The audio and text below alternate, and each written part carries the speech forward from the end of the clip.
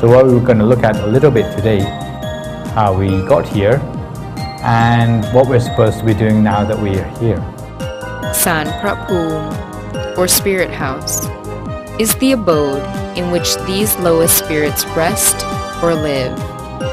Peace is the essence of life. Every life on earth needs peace. Like nothing can go wrong really, and that I could do anything, even something I don't like to do usually, and it would be fine, just I'm happy.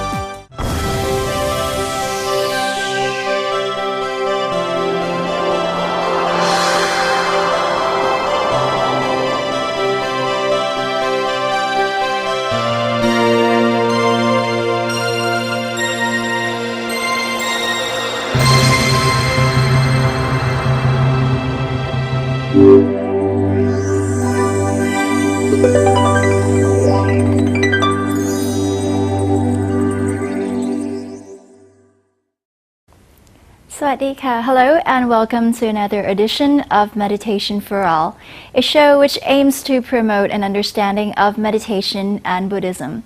Meet us every Sunday morning 4 a.m. Thai time on the DMC channel. I am Sunanpon Ratjan and I will be guiding you through the program. As usual, we will start off our program with Venerable Nicholas Thanisro's talk on various Buddhist concepts. Following last week's edition, today he will review and summarize the 31 different realms of existence in Buddhist cosmology and explain the connection between the quality of mind and the virtue that one must have in order to sustain the mental state of each preferable realm.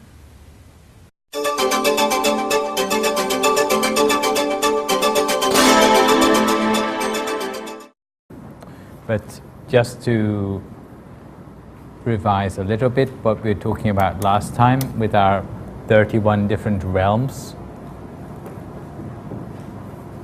We talked in Buddhist cosmology about 31 different realms of existence. All the way from Nirvana at the top, all the way down to the bedrock of hell at the bottom. If you want to summarize these realms into difference of quality, in that those in the sensual realms, that be the various unfortunate realms, the human realm and the heaven realms, their main thing which they survive off, which motivates them, is sensual pleasure. However, if you come up to the 16 form Brahma realms, the main thing which motivates or sustains the life of the beings there is the happiness which arises from the meditation in the form levels. Above that we have again a completely different plane, which is the formless plane, and this is where beings survive off the happiness or joy coming from high levels of awareness from the formless jhanas or meditations. Okay, so those are all spheres of existence. If you look on the other side of the pagoda, then you see the equivalents in terms of experiences which you can have a taste of what it's like to be in those realms without actually having to die to get there. So if you're very good in your meditation, you can use your meditation to explore these realms merely through your inner experience. And we see that the human realm has the human body as its equivalent. The heaven realms have the celestial body as its equivalent. The form Brahma realms have the form absorptions or the form Brahma body as their equivalent. And the formless realms have the formless Brahma body or the formless absorptions as their equivalent. Going further still, we can see that there are underpinning virtues which sustain each of these levels of mental state, which apart from meditation alone, you have to have a degree of purity of lifestyle to support that mental state, which for a human being would be 5 precepts. For beings in the heaven realms, it would be a sense of conscience, where you wouldn't want to do something you knew was bad, even if no one else saw you doing it. What we call fear and shame of evil behaviors. When we talk about, what we've talked about so far is where we go when we die. But something which we haven't addressed yet is where we come from before we're born. Often in the Western world, we think of a child as being like a clean slate, coming into the world without any background, as if they are innocent when they come into the world. Nothing a child could do, they could ever be blamed for. But in Buddhism, we have a different way of looking at it. We say the child of today is not the adult of tomorrow. The child of today is the adult of yesterday. So every child brings with it into the world a past. Okay? So what we're going to look at a little bit today is about how we got here and what we're supposed to be doing now that we are here. Okay? Buddhism, they talk about 4 different modes of birth. In fact, you find it in your morning chanting. With the word, when you spread loving kindness in your morning chanting to all the different beings, it also mentions the 4 different modes of birth of those beings. The first mode of coming into the world is the live birth, or being born from a womb. So mammals, all forms of mammals are born from the womb. In Pali language, they're called Jalapucha. And they are produced by sexual reproduction normally, human beings and mammals. Okay? Second form is those which are born from an egg, which are called Andacha in the Pali language. This can include things like chickens, of course, but it also includes reptiles and even some forms of insects, snakes. Again, they reproduce by sexual reproduction. The third category is beings which arise in moisture. Things like larvae which grow in stagnant water. In the Pali language, they're called Sansetacha. I'm telling you this because the font in your handout is a little bit dodgy. And the reproduction is usually asexual. So one piece of amoeba gives rise to another one, okay? And last but not least, and this is something which science doesn't know about, but which the Lord Buddha talked about, is beings which arise spontaneously, what's known as opapatika. What do we mean by arising spontaneously? Well, they arise without needing parents to have some sort of reproduction to give rise to them. What sort of beings are we referring to here? Normally it's not the sort of beings we can see with the naked eye. But often it will be things like angels, where, as mentioned yesterday, once your spirit leaves your body, then it arises in a new realm, and it doesn't need a mummy angel and a daddy angel to make a baby angel. In heavens of Buddhism, we don't have cherubs, okay? And everyone is born immediately in human form of the age of about 16, and they stay that age until the end of their life by appearances. It's the same in hell. If you end up in hell, then you arise in human form. You don't get to be a baby hell being and you gradually grow up in the hell realms. It doesn't work like that.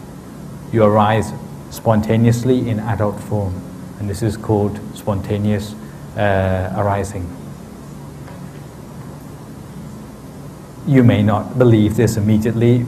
Okay, it's normal, it's not something we can see with the naked eye. But I think if you meditate further and you start to appreciate how mental states can arise within you, even spontaneously in such a way, you see that the nature of the mind is to do this. The mind changes spontaneously. And when mind is your state of existence, then of course your state of existence can appear or disappear just as easily as you can change your mind. When a person arises in the human realm, it's said that this is in fact something which is very rare. You know how rare? You might think, well, there's plenty of people in the world. How many now? 6 billion? Must mean that to be a human being is very, very common. And if you compare the number of human beings with, for example, the number of termites or ants or leaf mold or whatever, you will see that in fact human beings are still in a very small proportion. The number of insects in an Amazon forest, we are like a drop in the ocean compared to these other forms of life, even the ones that we can see with the naked eye. And if you compare the number of beings, even the ones which you can see with your naked eye, to the other realms which we cannot see, then the proportion is even smaller. There are two metaphors which the Buddha used. Let's go for one metaphor first of all. There's a metaphor which the Buddha used for the rarity of taking human birth, and he talked about a blind turtle which once every 100 years would come up to breathe somewhere in the ocean. And in that huge ocean there happens to be a garland floating, one single garland. The chances of the turtle coming up for air and accidentally popping its head through the middle of that garland in the whole wide ocean, that is the chances of being a human being. So the other realms, the other ones of the 31, they are seething with people by proportion, seething with beings. And to be born a human, and it's really quite a short period of time which we're born for as well, only 70 years. Yesterday we didn't talk about the lengths of time you spend in other realms, but in fact this time scale of days and nights in other realms is not equal to that in the human realm either. For example, 1 day and 1 night in the first level of heaven, Jatu Maharajika, is equal to 50 days and 50 nights in the human realm. So it's like the world spins a lot more slowly. In the second level of heaven, 1 day and 1 night is equal to 100 days and 100 nights in the human realm. And it goes like that in exponential. Once you get up to the very high levels, the lengths of days and nights is very long. Not only that, but the lifespans of the beings living in those realms is also much longer as well. So, supposing an angel in the first level of heaven gets to live for 500 heaven years. 500 heaven years is multiplied by 365 of those days, which are 50 days and 50 nights long. So, by the time you're adding up lifespans, it's now of the order of millions of human years. And there's a story in the scriptures about someone who had once been born as a princess in the human realm, and when they passed away they arose in heaven. But even though they were in heaven, they were still very much in love with the prince or whatever in the human realm which they had left behind. So as they were in the heaven realm and picking flowers, suddenly by their will they arose in the human realm again and lived out a full length of life in the human realm, and then went back. They did good deeds again, of course. They ended up back in the same level of heaven that they were in before. And the friend said, "Oh, where have you been? Didn't see you for a few minutes." Well, for that few minutes in the heaven, they had been lived out a whole life in the human realm. And sometimes we like to say that our human lifespan here on earth, we disappear only for 6 hours from the fourth level of heaven.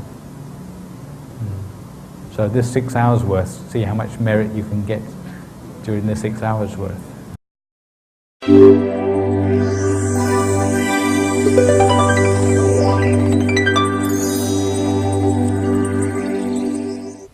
Next, on Buddhist culture, you will learn about a misconception regarding spirit houses commonly seen in Thailand. Construction of spirit houses on a premise is often misunderstood as part of the Buddhist practice. It is actually a mixture of animistic beliefs demonstrated by Brahman rituals that blend well within the Buddhist culture. In this edition, you will also see why some take refuge in those unseen spirits.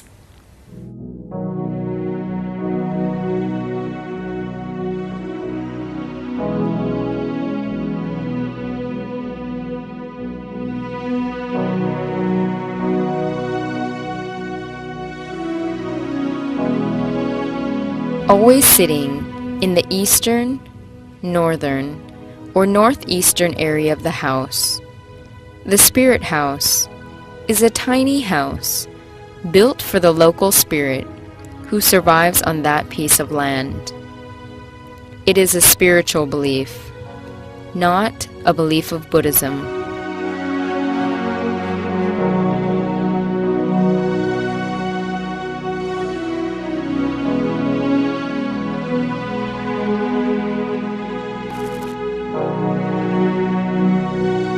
When Thai people construct a new house, they build a miniature house sitting on one stilt on their land. This is called San Prapoom, or spirit house.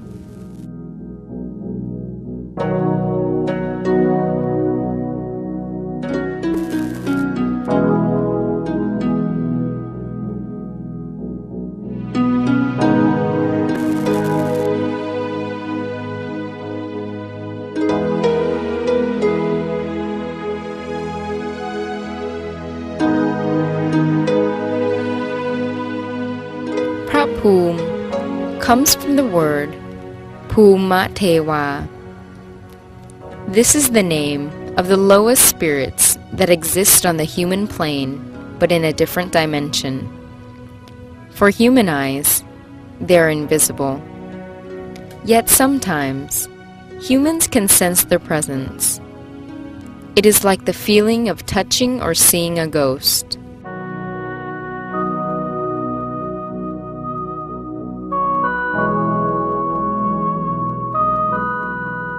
San Prapoom, or spirit house, is the abode in which these lowest spirits rest or live.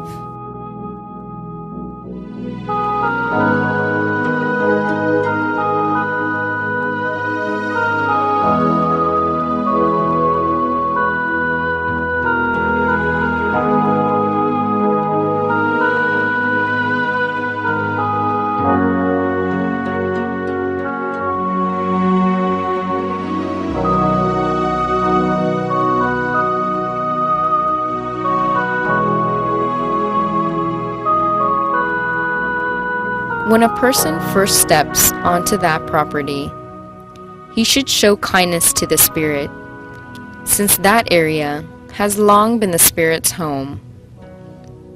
It is possible that the spirit will be hostile if it assumes that the human is an intruder. Some people believe it is safer to show kindness to the spirit by giving it a beautiful house.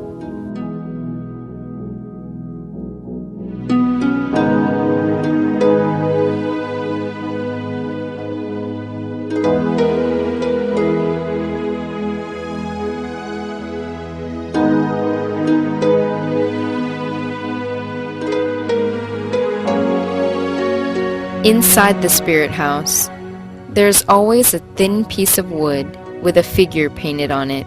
The figure represents the spirit called Jawet, and the figure of Jawet should be at the center of the spirit house. This signifies the home's ownership.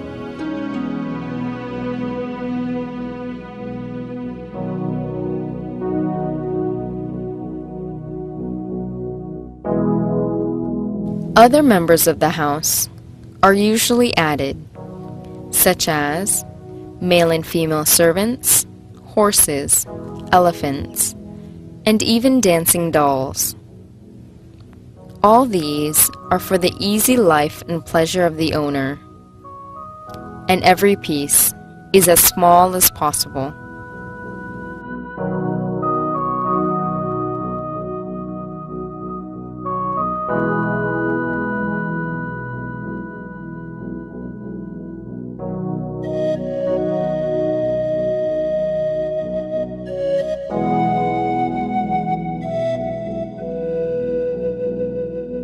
The Jawit, or the spirit that is assumed to be the owner of the tiny house, needs to be treated with respect as an important being.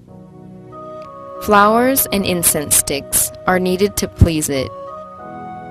It is believed that incense sticks can convey messages from humans to invisible spirits, and there should be 7 sticks. Incense sticks show recognition for the Jawit.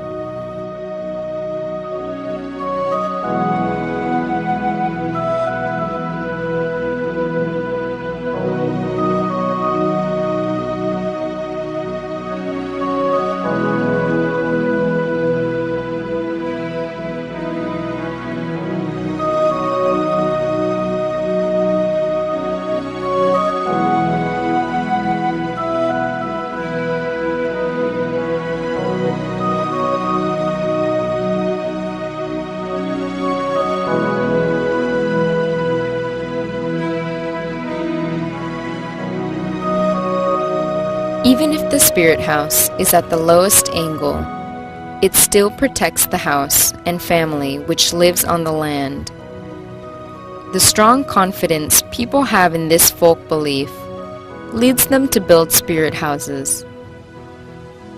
The process of building and placing a spirit house must be handled by an expert because it requires understanding the invisible dimension of the spirits. Their existence is a spiritual matter. It is an animistic belief that has blended in with the Thai folk culture of Thai Buddhism. It is not the way to the absolute truth of Lord Buddha. Certainly, it is not the work or duty of Buddhist monks.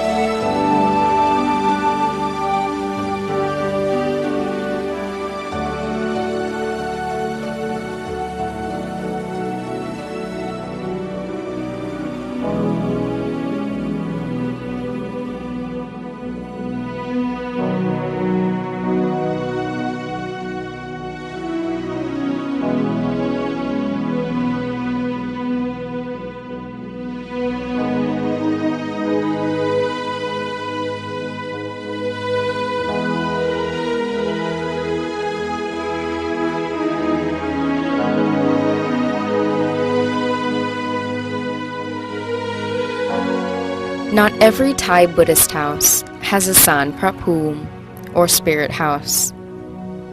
It depends on the depth of the homeowner's Buddhist faith.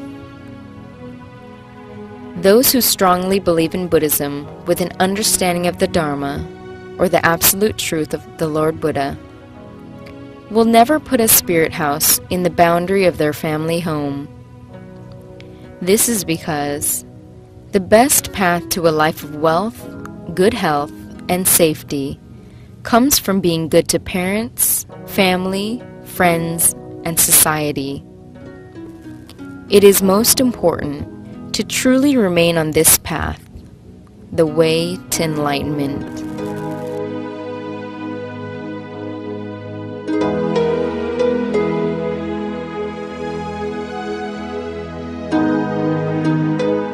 Wealth, good health, and safety will characterize all aspects of life by keeping one's mind on the absolute truth of Buddhism.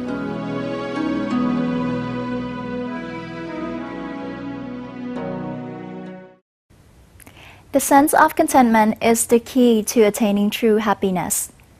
Bodily health, mental wealth, and compassion and good friends are factors for happiness. So contentment is the key that will determine our relations to all of these factors. Meditation helps to train our mind to be content with whatever state it achieves. So at the end of the day, you will find yourself enjoying what life has to offer. And now, let us sit and practice meditation with Venerable Somsak Piyasilo.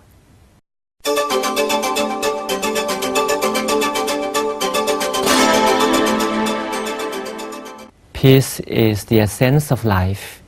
Every life on earth needs peace. Even the most cruel, the most aggressive person, he always requires peace, especially inner peace. Welcome everyone back to Meditation for All. This is session 8, part 2. How is your meditation? Have you enjoyed having your inner peace through meditation? Hope you have got some kind of peace inside. Life without peace is the life so troublesome. Why troublesome?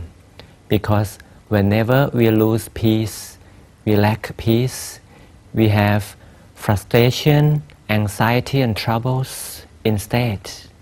So we should have peace all the time. Otherwise we have the other side of life which is unfavorable to us and to everyone. To gain peace, it is the task or the duty of the mind. Mind is the only thing, the only item in your life that could generate peace. Once you meditate, you know how to get peace. When the mind goes to the center of the body, we gain peace gradually. So in order to have a more perfect life, to live a better life, a happier life, meditation is just the key. Why don't we meditate together again? Hope you understand the basic. But for the newcomer, don't worry. I will spend a little time reviewing the basic so you can enjoy meditation together with the regular meditators. Right, we choose, as before, the best corner in your own place.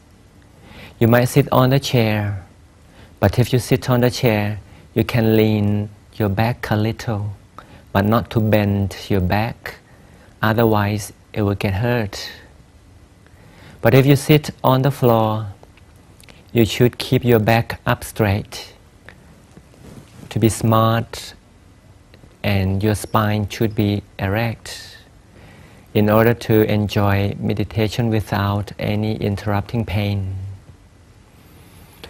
Remember, a cup or a glass of lukewarm water or just a soft drink is a good item just before entering meditation atmosphere.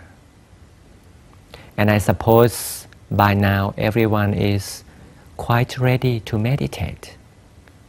Why don't we slowly close the eyes together?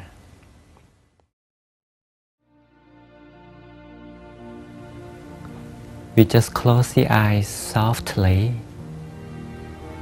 allowing the eyelids just about to touch each other.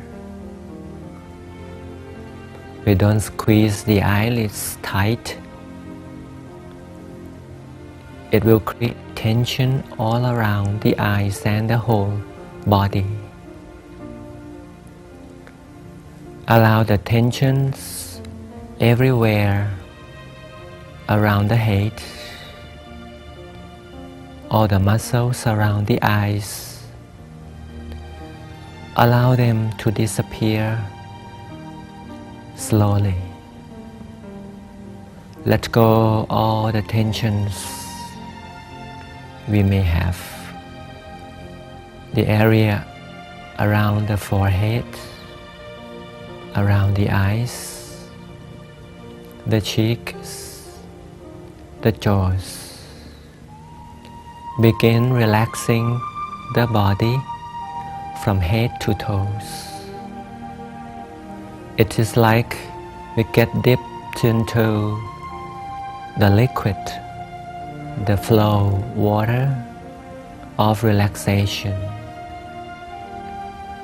Such stream of relaxation is now taking over our entire body. We relax more and more. Slowly, relaxation takes over every organism of the body of ours. And then we take a good deep breath to freshen up the inner body inside. And on the out breath, release all the heat and all the tensions of the mind. Refresh on the in-breath. Relax on the out-breath. Refresh and relax again and again. At this, the beginning of meditation time. Refresh and relax.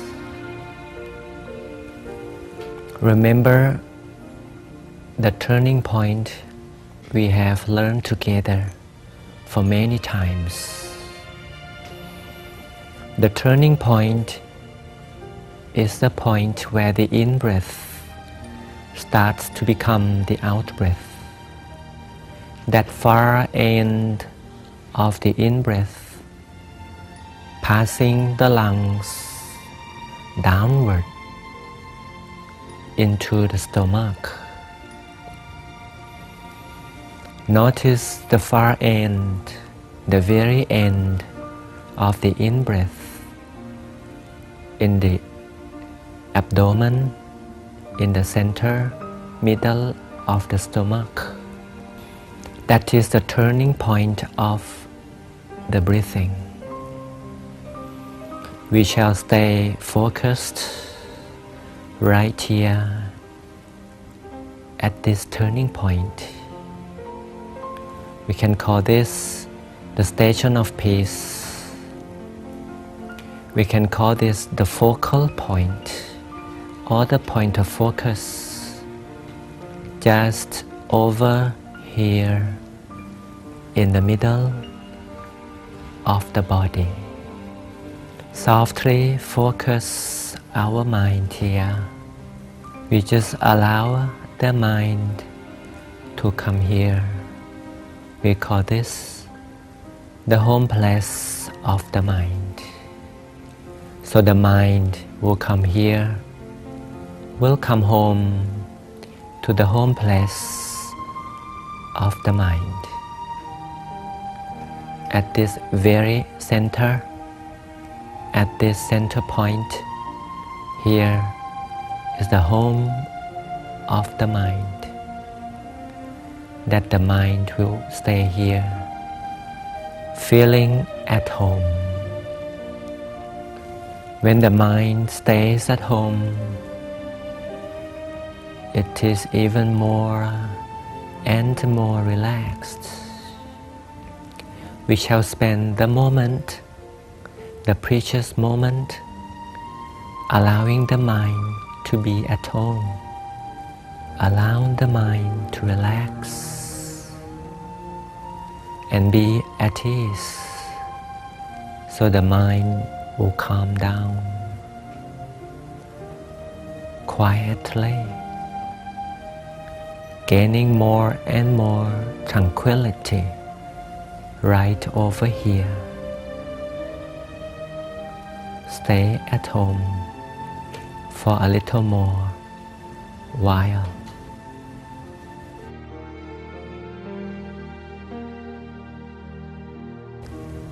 The mind who learns to stay quietly and motionlessly at this turning point in the middle of the abdomen.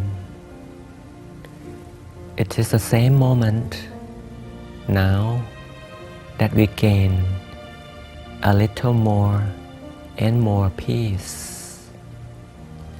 Peace now prevails everywhere. Remember, we mentioned the crystal ball for many times. For the beginners, we just learn that the shape of the mind is round. Round like the crystal ball. The crystal ball basically is a symbol of the mind. We get to know, to see, to observe the real shape of the mind together by visualizing, allowing the picture of the crystal ball to appear up here in the center of the body. So the image of the crystal ball pops up still in deep tranquility in the center of the body. So we enjoy the emergence, the appearance of the crystal ball. This is a symbol of the still mind. Still is clear. It is bright and in a sphere form, perfectly round, floating motionlessly inside the body. Now we get in touch with the mind. Stay quietly with the image, the visualized image of the crystal ball. By the other way around, if you feel more comfortable with not imagining anything, we can wait here with the still mind. We can be right here, waiting quietly for the real shape of the mind to come.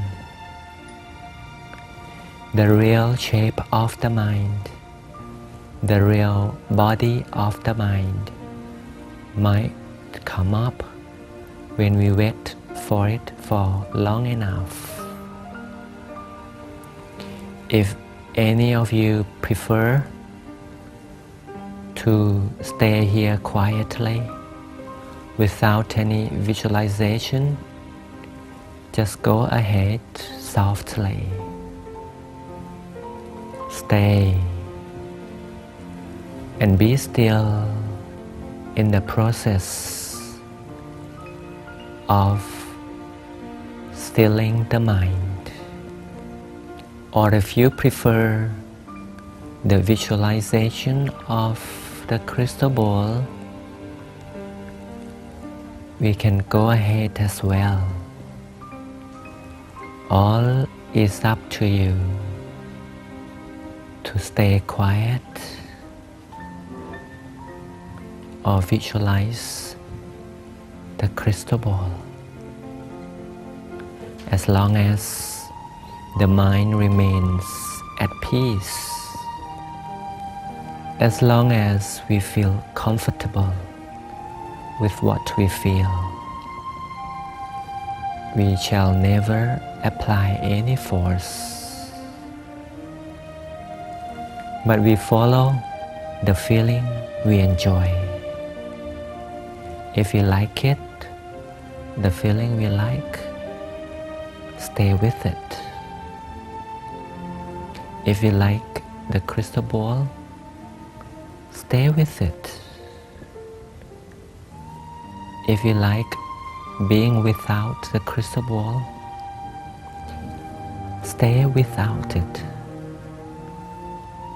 All is up to you. That is so easy to follow. And then we stay quietly at this station of peace, either with or without the crystal ball. And the real body of the mind may come at certain point of stillness. Enjoy these minutes together.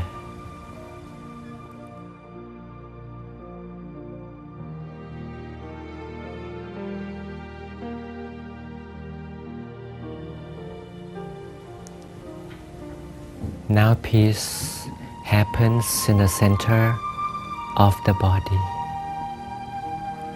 Peace has one unique characteristic, even though we cannot touch it physically, but the mind could feel it easily.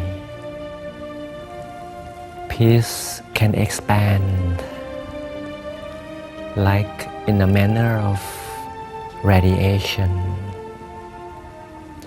Now we expand peace outward in all directions. So starting from the center, from the center of the crystal ball, at the very tiny spot inside, peace begins to expand. The manner of expansion, we could feel like the crystal ball starts to grow bigger. The crystal ball grows bigger and bigger and bigger to all directions until it is outside the body, covering us in the middle.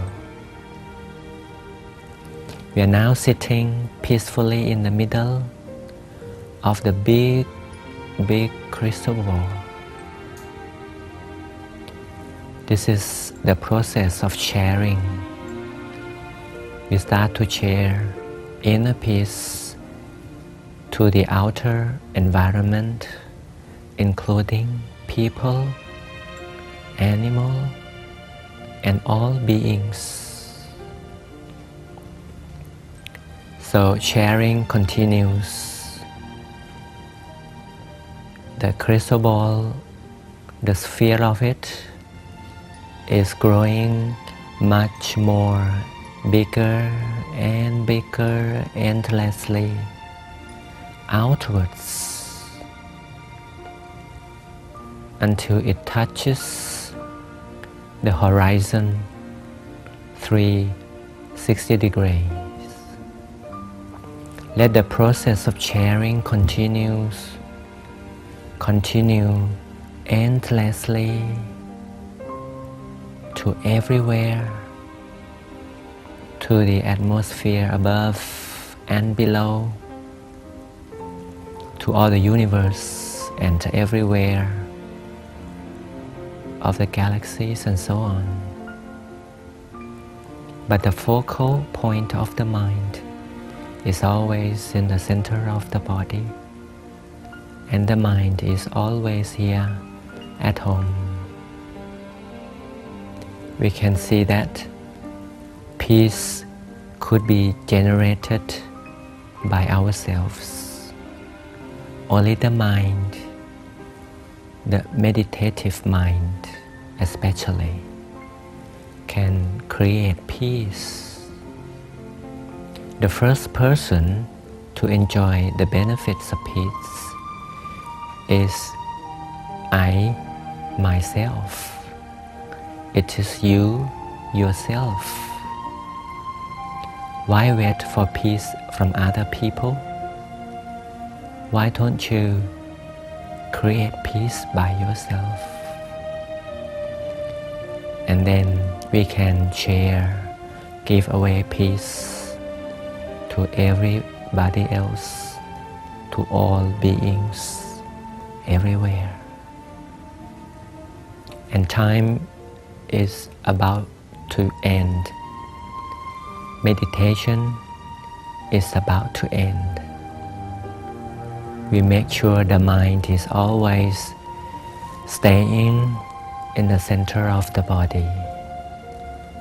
And peace is continuously being created always. Ladies and gentlemen, if you are ready, you can count down from 3 to 0 in order to open up slowly.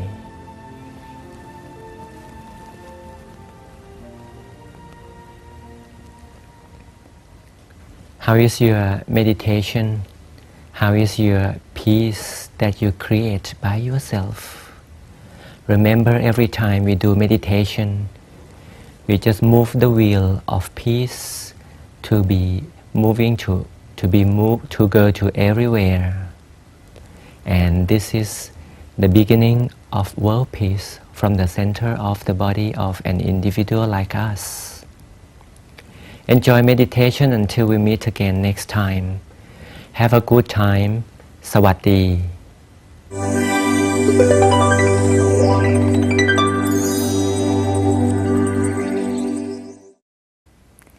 Gabrielle Link from British Columbia, Canada, has no previous religious background.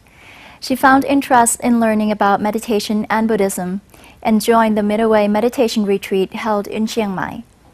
Listen to the technique of keeping her mind still and some of her good meditation experiences, as well as the feeling that she gets after meditating, the feeling of becoming a better person, and that nothing can go wrong. Meet her in our interview session with Jinda Limsakul.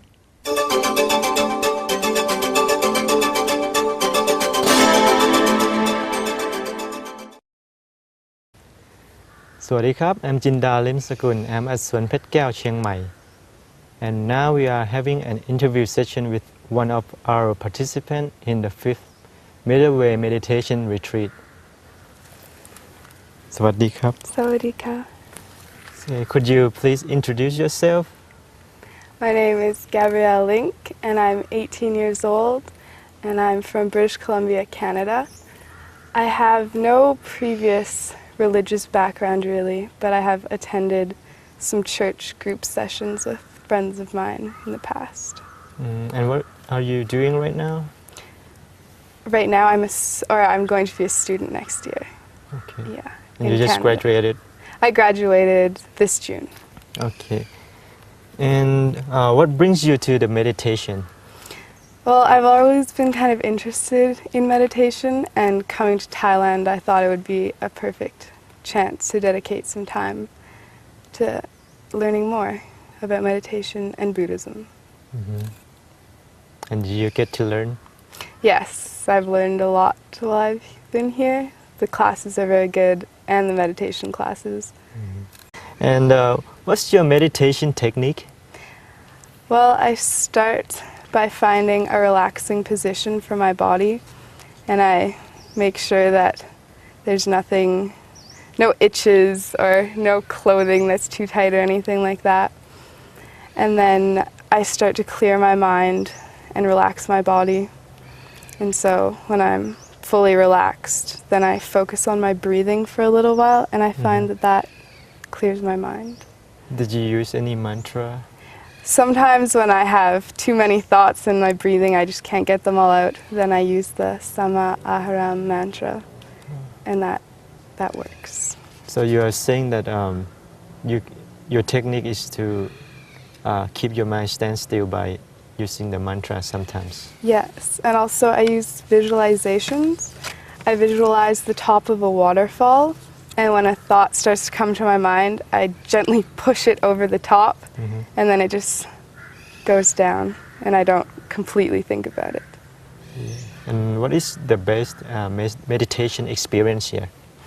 The best one was yesterday, and I was very relaxed, and I wasn't sleepy, but I was just right on that line between consciousness and sleepiness, and it felt like my body could expand from the center, and I could grow really large.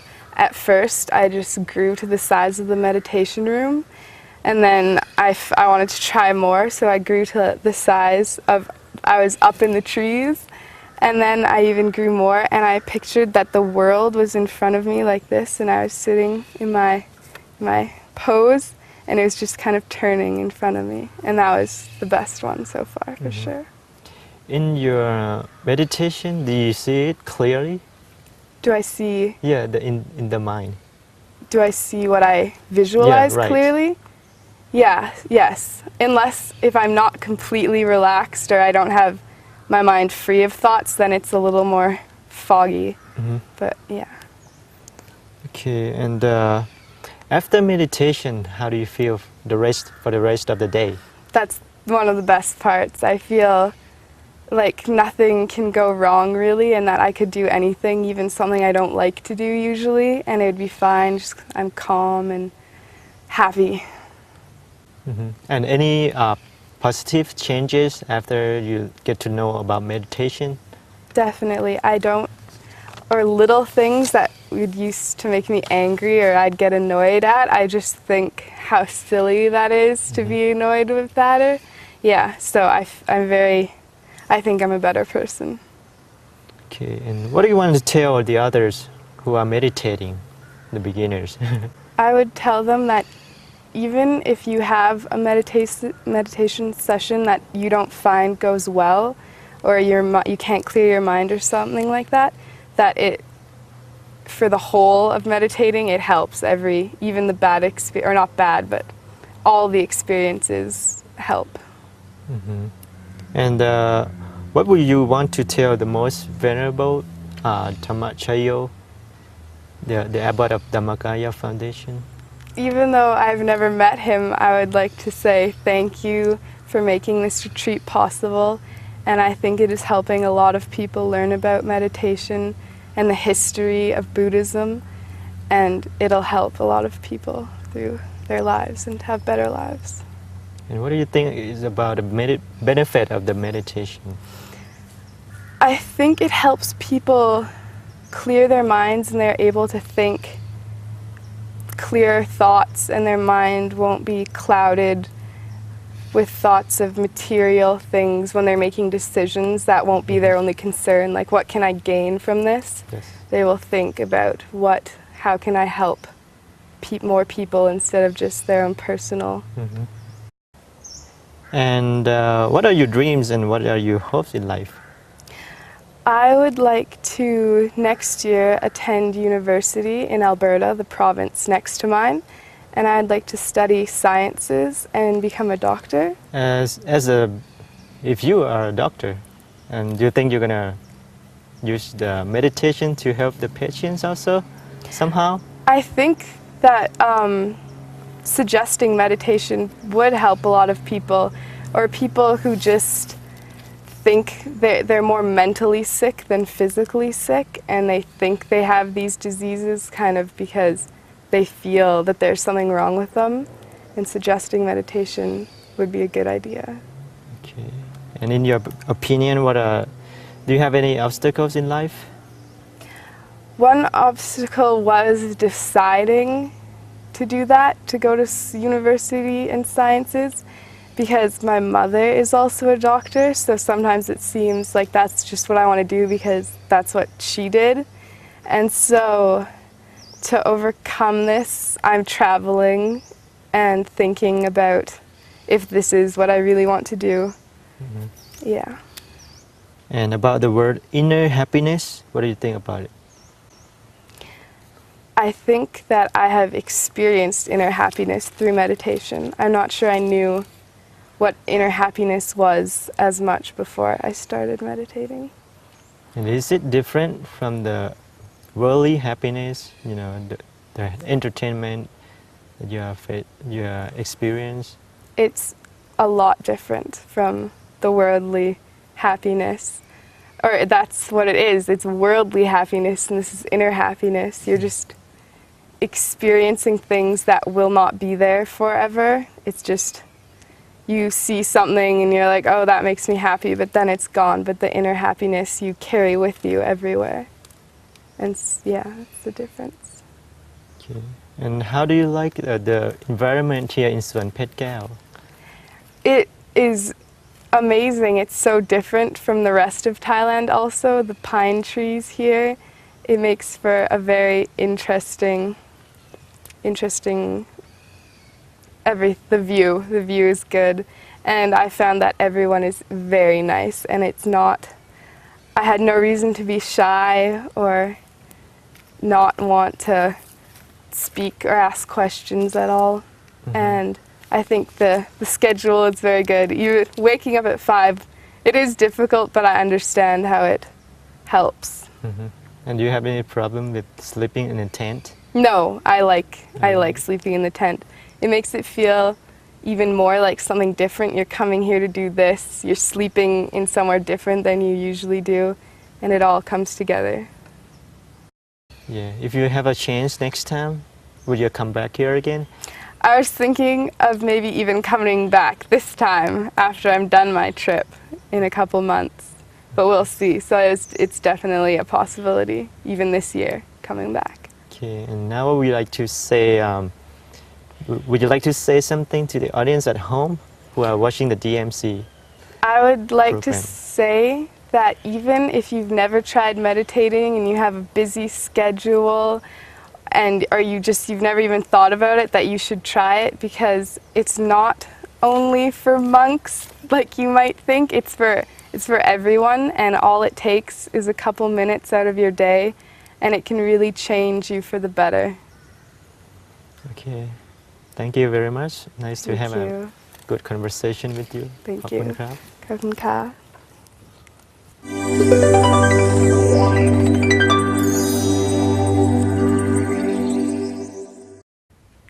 That's it for today. I hope you have enjoyed watching our show as much as we have enjoyed making it for you.